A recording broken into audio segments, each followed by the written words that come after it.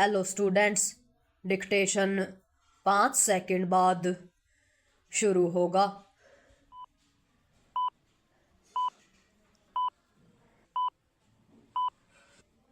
Start. यह सुखद है कि लोकसभा में नेता प्रतिपक्ष राहुल गांधी ने देश में बढ़ते वायु प्रदूषण का जो विषय उठाया उस पर सरकार चर्चा करने के लिए सहर्ष तैयार हो गई। विराम। यह भी सुखद रहा कि राहुल गांधी ने वायु प्रदूषण की गंभीरता को रेखांकित करते हुए यह कहा कि इस मुद्दे पर आरोप प्रत्यारोप नहीं होना चाहिए, बल्कि सभी को आम सहमति से इस पर चर्चा करनी चाहिए ताकि देश को दिखाया जा सके कि हम मिलकर काम कर सकते हैं। विराम। वायु प्रदूषण एक ऐसी समस्या है जिसका समाधान सभी को मिलकर करना होगा। विराम। इसमें केंद्र और राज्य सरकारों के साथ आम जनता का सहयोग भी अपेक्षित है। विराम। जन सहयोग की अपेक्षा तभी पूरी हो सकती है जब राजनीतिक वर्ग एक मत और एकजुट होकर कारगर उपाय खोजेगा। विराम। वायु प्रदूषण पर सार्थक चर्चा के लिए यह आवश्यक है कि उसके मूल कारणों के निवारण पर ज्यादा जोर दिया जाए। विराम। केवल पराली या फिर पटाखों को ही वायु प्रदूषण के लिए जिम्मेदार नहीं माना जाना चाहिए। विराम। वायु प्रदूषण के बड़े कारणों में सड़कों एवं निर्माण स्थलों से उड़ने वाली धूल और वाहनों का उत्सर्जन है। विराम। इसके अतिरिक्त लकड़ी, उपले, कोयला आदि जलाए जाने से उपजने वाला धुआं भी है। विराम। यह गंभीरता से देखा जाना चाहिए कि अपने देश में रसोई गैस का वास्तविक इस्तेमाल कितना होता है। पैरा।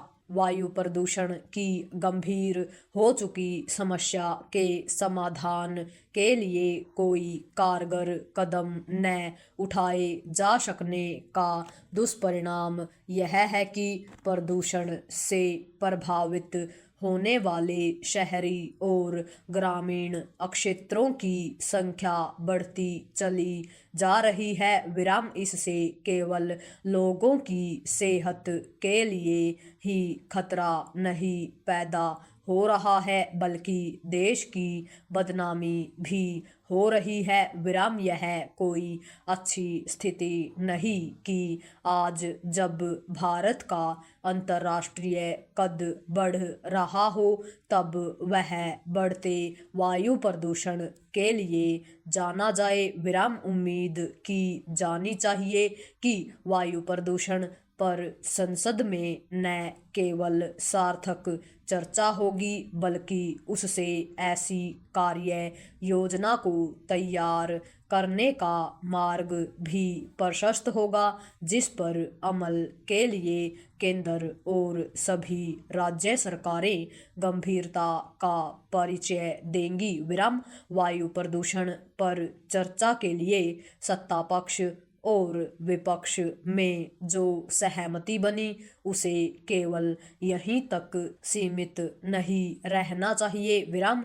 राष्ट्रीय महत्व के अन्य ऐसे विषय भी खोजे जाने चाहिए जिन पर बिना किसी दोषारोपण के आम सहमति के साथ संसद में चर्चा हो सके। विराम। संसद में बिना आरोप प्रत्यारोप चर्चा की आवश्यकता दोनों ही पक्षों को महसूस करनी चाहिए, क्योंकि अब शायद ही कोई ऐसा मुद्दा होता हो जो दोषारोपण की भेंट चढ़ने से बच पाता हो। विराम। स्मरण करना कठिन है कि इससे पहले पक्ष विपक्ष में कब किसी विषय पर आम सहमति बनी थी और दोनों के बीच ऐसी कोई चर्चा हुई थी जिससे देश को कोई सही दिशा मिली हो। पूर्ण विराम।